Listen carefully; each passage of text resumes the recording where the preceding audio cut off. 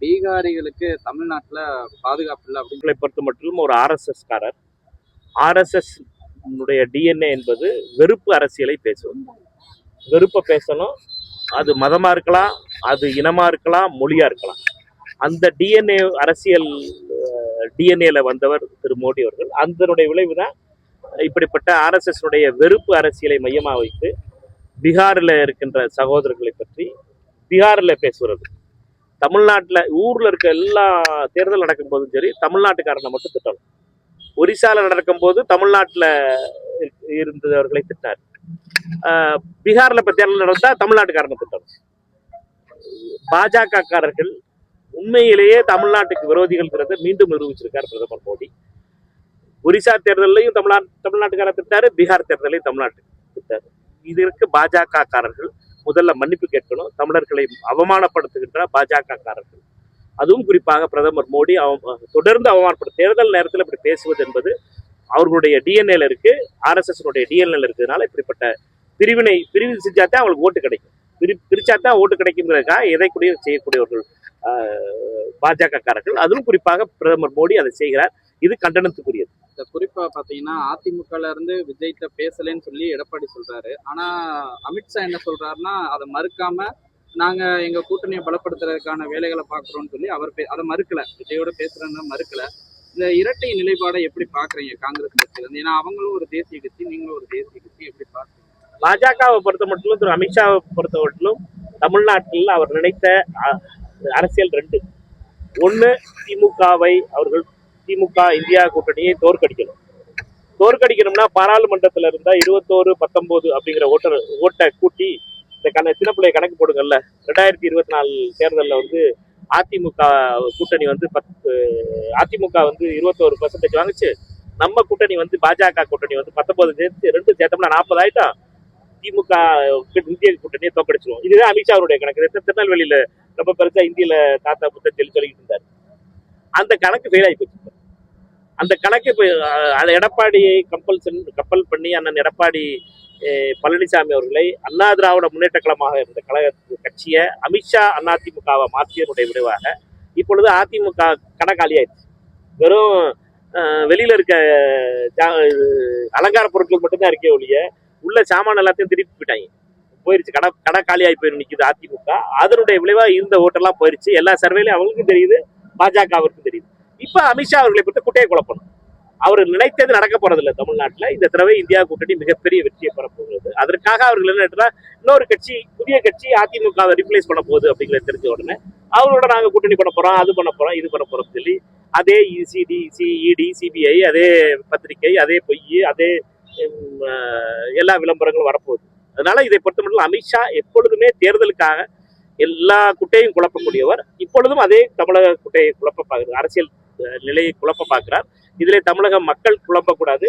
தமிழக மக்கள் மிக தெளிவாக அதிமுக என்பதும் பாஜக என்பதும் அமித்ஷா அதிமுகவை மாறியதனுடைய விளைவாக அவர்களை தோற்பதற்காக வாக்களிப்பார்கள் என்ற உறுதியாக இருந்து இந்த தேர்தலில் இந்தியா கூட்டணி மிகப்பெரிய வெற்றியை பெறப்போகிறது தெளிவா தெரியும். ராகுலும் விஜய்கிட்ட தொடர்ச்சியா பேசுறாரு, 2வது முறையா பேசினாருன்னு வேற சொல்லிருக்காங்க.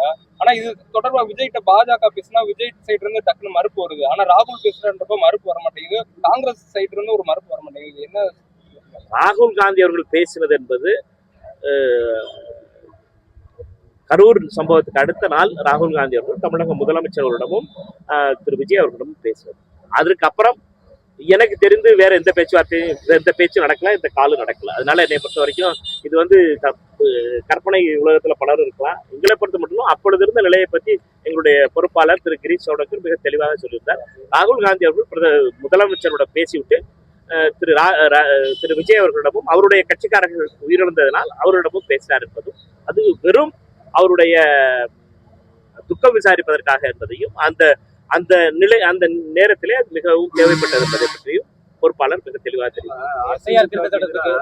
எடப்பாடிக்கு எதிரான நிலைப்பாடு 3 பேர்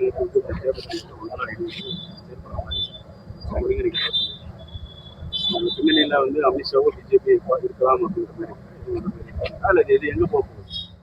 அதிமுகங்கிற கட்சி முழுசா அண்ணன் எடப்பாடி அவர்களுடைய கையில இருக்கிற கட்சி. அமித்ஷாவிடம் ஏமாற்றப்பட்டவர்கள் லிஸ்ட்ல முதல்ல அண்ணன் ஓபிஎஸ் தான் இருக்காரு. ஃபர்ஸ்ட் ஓபிஎஸ் வேற என்ன ஜெயலலிதாவுடைய மகள் சொல்லி ஒரு ஆள் போய் 30 நிமிஷம் பார்த்துக்கிட்டு இருந்துச்சு அமித்ஷாட்ட வேலையில்லாத இந்தியாவுடைய உள்துறை அமைச்சர் வேலை இல்லாம உட்கார்ந்துருக்காருங்கிறதுக்கு எடுத்துக்காட்டு அதான் தான் இருந்துச்சு. அதனால என்னடா அதிமுகவை முழுசா முடிச்சு வைக்கிற பெருமையை அமித்ஷா வாங்கி பெற்றிருக்கார். எம்ஜிஆருடைய உண்மையான தொண்டர்கள் ஜெயலலிதா அவர்களுடைய உண்மையான விசுவாசிகள் அமித்ஷாவை மட்டும் மன்னிச்சிடக்கூடாது. அமித்ஷா தான் அதிமுகவை முடிச்சு வச்ச பெருமான். அவரை பொறுத்த மட்டும் முழுசாக அதிமுகவை முடித்து வச்சு அமித்ஷா அதிமுகவை கைப்பற்ற நினைச்சாரு. ஆனா தமிழக மக்கள் அதை ஏற்றுக்கொள்ள போகல. இந்த கூட்டணி எந்த கூட்டணியில பாஜக இருக்கோ அது 10-15% மேல தேரப்படுறது எங்களுடைய நிலை மிக தெளிவாக சொல்லியிருக்கோம். காங்கிரஸ் கட்சி இந்த எஸ்ஐஆரை எதிர்க்கிறது. இந்த எஸ்ஐஆர் தேவையில்லாதது. நான் நேற்று கூட கூட்டம் போட்டு பேசினோம். மதுரை மாவட்டத்துல ஏறக்குறைய 60% வாக்காளர்கள் புதுசா சேர்க்கணும். 40% வாக்காளர்கள் தான் நீங்களும் நானும் எல்லாரும் புதுசா ஃபார்ம் ஃபில்அப் பண்ணிக்கிட்டு டாக்குமெண்ட் எடுத்துட்டு ஓட போறாங்க. இது தேவையில்லை. ஒரு விவசாய நேரத்துல விவசாயம் மழை பெஞ்சுக்கிட்டு இருக்க மழை பெஞ்சு விவசாயம் நடக்க போற நேரத்துல தொழில்களுக்காக ஓடிக்கொண்டிருக்கிற நேரத்துல சாதாரண ஏழை பாலைகளை கஷ்டப்படுத்தி அவர்களை துன்பப்படுத்துவதற்கான சதி இது அமித்ஷா மோடி அவர்களுடைய வெறியினால் உருவான இந்த எஸ்ஐஆர். இதற்கு தேர்தல் கமிஷன் ஆதரவு தெரிவிப்பதும் ஒவ்வொருவரும் தன்னுடைய ப்ரூஃப் எடுத்துக்கிட்டு சுத்த வேண்டியது ரொம்ப கொடுமையான விஷயம். அடுத்த ஒரு மாதத்துல நம்மளுக்கு தெரியும். கடைசியா என்ன சொல்லுவாங்கன்னு கேட்டீங்கன்னா 30 லட்சம் வாக்காளர் போச்சு, 40 லட்சம் வாக்காளர்களை நாங்க நீக்கிட்டோம்பாங்க. இதெல்லாம் என்னன்னா ஒவ்வொரு ஏழை மக்களும் யாரெல்லாம் டாக்குமெண்ட் கொடுக்க முடியலையோ அவர் எல்லாத்தையும் பேரு நீக்கப்படும். இது ஒரு பெரிய சதி. பாஜக தோற்கும், தமிழ்நாட்டுல வேறுண்டக்கூடாது என்பதற்கு ஒவ்வொரு தமிழரும் மீண்டும் இப்படி அவர் எல்லாத்தையும் 60% தமிழர்களை ஓட விட போறாங்க. எல்லாரும் எதிர்க்கிறோம். தமிழக முதலமைச்சர் கூட்டம் கூட்டியிருக்காரு. எந்தெந்த கட்சியெல்லாம் எதிர்க்குது? கம்யூனிஸ்ட் கட்சியில இருக்குது, விசிகே எதிர்க்குது, தாவேகா எதிர்க்குது. தாவேகா எங்க கூட்டணி கட்சி கிடையாது. தாவேகா எதிர்க்குது இந்த கூட்டணியை, இந்த நிலைய. டிடிவி இந்த நிலையை எதிர்க்கிறாரு. ஓபிஎஸ் எதிர்க்கிறாரு. எல்லாரும் தான் எதிர்க்கிறாங்க. எல்லா கட்சிகளும் எதிர்க்குது எக்ஸப்ட் பிஜேபி. அமித்ஷா அதிமுகவும் பிஜேபி தவிர மிச்ச எல்லா கட்சியும் எதிர்க்குது. ரொம்ப தெளிவான விஷயம். இது தமிழகத்திற்கு எதிரானது, தமிழர்களுக்கு எதிரானது. ஜனநாயக உரிமை ஒவ்வொரு ஏழை சாதாரண மக்களுக்கு தேவையில்லாம ஓட்டுல வீடு மாத்திருந்தா கூட ஒரு டாக்குமெண்ட் எடுத்துட்டு ஓட வேண்டியிருக்கும். இப்போ பிஎல்ஓ பின்னாடி ஓட வேண்டிய காலம் கொடுமையா இருக்கும் போது 6ஆம் தேதியில இருந்து அடுத்த 6ஆம் தேதி வரைக்கும் நீங்க ஒரு மாசம் பாருங்க எத்தனை பேர் அவதிப்பட போறோம்னு. பல பேருடைய டாக்குமெண்ட் இல்லைம்பாங்க, அவங்க அப்பாவோட டாக்குமெண்ட் எடுத்துட்டு வச்சுட போறாங்க. பெரிய விதத்துல குழப்பங்கள் தான் நடைபெறப்படுது. இது உண்மையிலேயே மக்களாட்சியை கழுத்து நெரிப்பதற்காக செய்யப்பட்ட சதி. பீகார்ல இப்படித்தான் அவர்கள் 62 லட்சம் வாக்காளர்கள் நீக்கியிருக்காங்க. அதிலும் குறிப்பாக ஏழை எளிய தாழ்த்தப்பட்ட சிறுபான்மை மக்களுடைய வாக்குகள் நீக்கப்பட்டிருக்கு. அதுல வச்சுதான் அவர்கள் தேர்தல் வெற்றி பெறணும் சரி செய்யறாங்க. எடப்பாடி சரியா வாக்கு சொல்லுங்க 200 பேரை நீக்கிறதுல தவறு எடப்பாடி பார்த்திருக்க சொல்லுங்க. அண்ணன் எடப்பாடி பேரை நீக்கிற போறாங்க. பிரச்சனை என்னன்னா நீங்க இது சும்மா விளையாட்டுத்தனமா அண்ணன் பழனிசாமி அவர்கள் பேசிட்டு இருக்காரு. விளையாட்டுத்தனமா பேசிக்கிட்டு இருக்காரு. 62 லட்சம் பேரை நீக்கிட்டாங்க. அதுல ஒரு பாஜக ஜேடியோட எம்பியோட பேர் இருந்துச்சு. இதோட பேரை இன்னைக்கு சேர்த்து நீக்கிட்டாங்க. அதுக்கப்புறம் அப்பீல்ல போய் தான் அவர் பேரை சேர்த்தாங்க.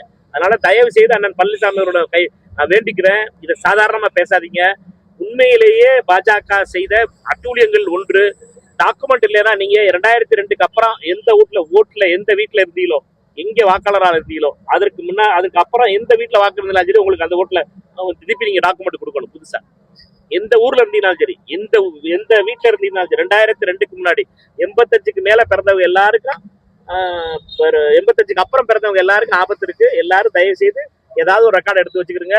2002ல 2005ல எந்த வீட்டுல இருந்தீங்களோ அந்த வீட்டுல இல்லைனாலும் திருப்பி புது டாக்குமெண்ட் கொடுக்கணும். எல்லாரையும் ஓட விட போறாங்க, உங்களே ஓட விட போறாங்க, என்னையும் ஓட விட போறாங்க.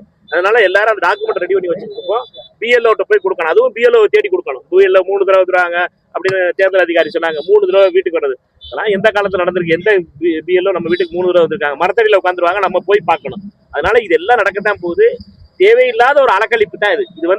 உண்மையிலேயே வருடம் நடந்துகிட்டு இருக்கு இந்த வாக்காளர் திருத்துகின்ற பட்டியல் என்பது. தமிழ்நாட்டை பொறுத்த மட்டும் ஏறக்குறைய 99% வாக்காளர்கள் தெளிவான வாக்காளர்கள்.